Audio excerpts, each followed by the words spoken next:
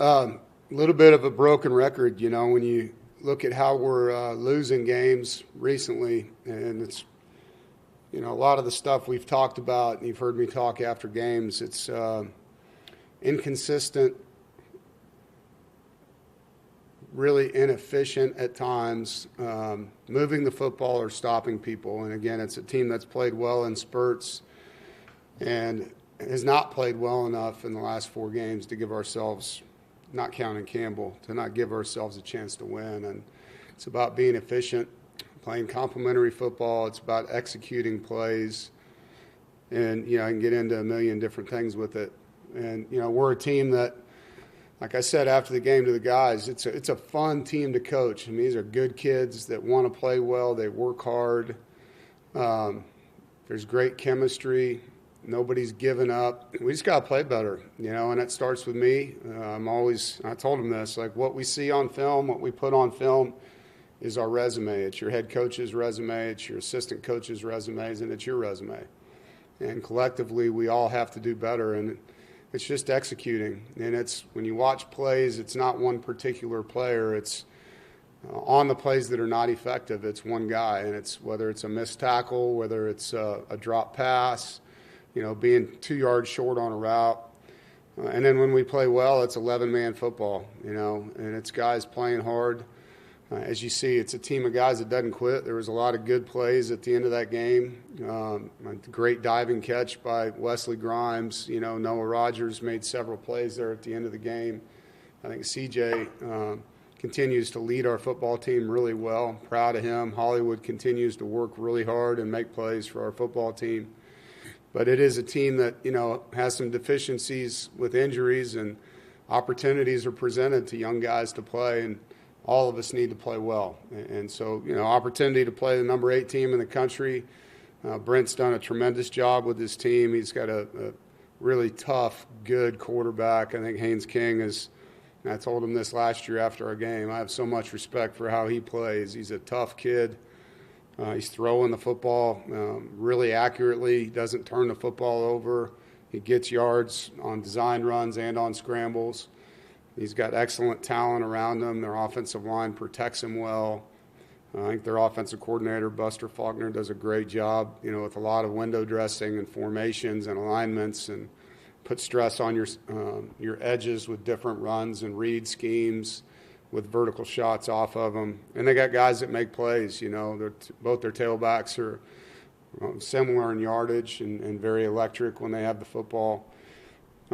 But more than anything, it's about us. And I think it's about trying to get these guys in these last 4 weeks, one game at a time, just to play the best football they can play and not beat ourselves. And when you have penalties at inopportune moments, or you have a pass, whether it's dropped or whether it's an overthrow or a miss, or you have a guy bust on defense, in a call that we've practiced over and over and over, I consider those kind of things layups, and as a football team, you got to make your layups. And to put it in basketball terminology, you make your layups, you have a high percentage on your free throws, and every now and then you hit a step-back three. And that's what we got to do. We got to go up and make some big catches when they're there, make some great throws when they're there, and then the easy things, we got to do them like it's, routine. And so I look forward to getting back on the field, getting around the guys again tomorrow. They were great in the team meeting. They're frustrated. They're mad. And they want to do something about it. And so one thing about this sport, man, you put the ball down, anything can happen. And we showed that earlier in the year. We can hang in there with people and find ways to win games, and we need to get back to playing that way. Questions?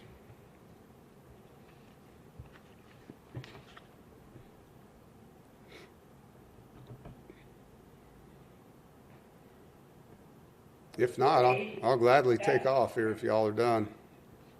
All right, no, you want to start us off? Yeah, Coach, you talked about kind of being a broken record with the same kind of thing happening, the last few games. What's been the biggest difference you've noticed in those first 3 weeks to what you've seen these last 4 games against FBS teams? Well, it's 2 different stories. Defensively, it's been a really tough year. And I've talked about this before. We've had 9 different guys on defense get injured throughout the season that were in our top 22. And so when you have movement in your depth chart to injuries, not from competition. There's some lost learning that's taking place. And, as a football team, you want to get better and better and better. And for us, there's been 3 different safeties, 3 different nickels, 2 linebackers with Sean and AJ being out. So there's just been a lot of movement and moving parts and guys changing positions that haven't allowed that transformation, that progression that you have week in and week out. So that side of the football, a lot of it is that, and then as you all know, we dealt with something internally during the middle point of our season there with Coach Elliott.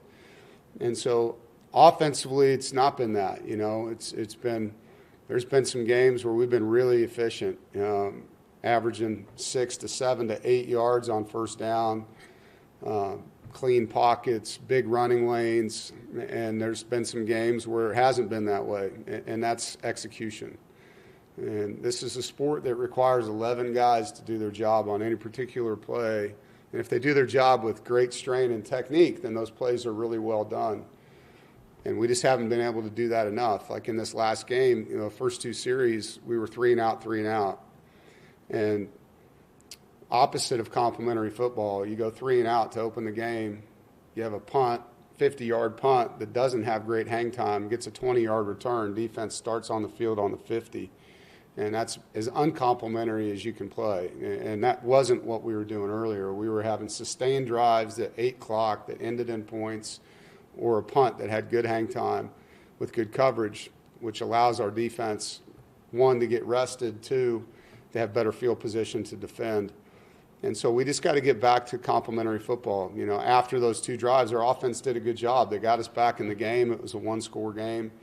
And even late in the third quarter, we had a chance to go down and tie the football game. And we throw a raid route, inside fade route up to Keenan, who's made a lot of great plays for us this year, and he just doesn't come down with it. And those are the kind of 3-pointers I'm talking about. You got to make some plays. And we're not making enough of those plays in key moments, whichever side of the ball it is. I mean, defensively, we had an interception called back due to a pass interference. We had a dropped interception that hit us right in the face. You got to make those plays. I mean, those are plays that you got to make to win football games. And we were making those plays, earlier in the season. We haven't been making those plays of late. And if I could fix that, I would, But at the end of the day, the guys got to go out there and perform at a high level. And that's the goal, is to get them to go out there and play really, really well. And let them play fast, let them play free, and go make plays. JC? Is Georgia Tech, in its simplest form, a team that just basically says we want to be tougher than you? Is that a challenge for your guys this week? Oh, to out-tough them? Yeah, I think you have to. I mean, that it's a team that mirrors their head coach's personality, an offensive line coach that loves physicality. That's what all O-line coaches are built on. I love the way they play. It's definitely a game where you got to show up physical. Blocking, tackling, the 2 biggest parts of this sport still. It's going to be a battle. It is. And there's a lot of rules that are tested when you play their team. I think they do a great job of testing the rules of your schemes, whether it's the edges and how you're going to play them, whether it's your coverage checks, and you're going to see a lot of formations, which you do in college football anyway. But with them, you'll see multiple motions and shifts on the same play. And so just trying to create angles and leverage and missed gaps by guys not using the system correctly on defense. And so it's a physical test for sure, but they do a good job testing you mentally as well with their offensive system. James? Yeah, Dave, you were able to get some extended reps for a couple of young guys, Rico Jackson and Tristan Teasdale. Yeah. How would you evaluate their play? I was really proud of Tristan. I told the team this yesterday. Guys go to college to play football to play, and you never know when you're a young guy how long it's going to take you. And, our plans earlier in the year was to redshirt a lot of these guys. And in his case, he showed in training camp that he was fast, that he could make plays on the ball, that he was a contact player. And so we were playing him on special teams, not knowing we'd have, the injuries that we've had in the back end. And it's put him in a position to help us on defense. And he went in the game. He didn't flinch. He was physical. He made plays, played fast. An interception he made in the end zone was a terrific play, sticking with it and finding a way to get it in. It was a one-handed play by him, close to a return for a touchdown. I mean, he was one man away from getting a 100-yard return right there. So really proud of him. Rico has gotten a lot better. He's a developmental player when we took him. He's really improved his body and his strength. And, to be able to have both of our guards out last week, we're playing a top 10 rushing defense in the conference last week in Pitt and maybe in the country in yardage per carry and rushed for 160 yards. I think it says a lot. Didn't give up a sack in the game. We were pressured at times for sure.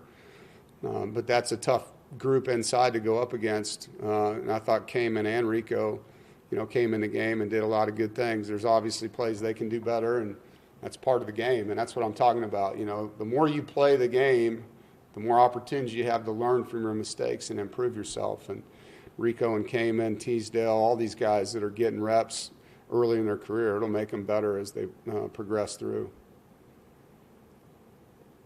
Andrea? Hey, you mentioned Haynes came earlier. When you got a quarterback who plays the way that he plays and kind of relishes taking games over, particularly late, what are just some of the biggest keys to trying to slow him down and make him uncomfortable? Yeah, well, you got to have a lot of people getting off the blocks. You got to leverage plays and fit runs well, but you got to tackle him like he's a running back. He's not going to just go down. He lowers his shoulder. He'll sidestep guys. He can accelerate. He's got quick acceleration, and he's a long strider. So when he gets around the edge, he can eat up some yardage. He's going to make some plays, and you can't let him take over the game in the run game. He's got enough weapons in the backfield to hand it to as well. So got a lot of respect for him. I know our players do.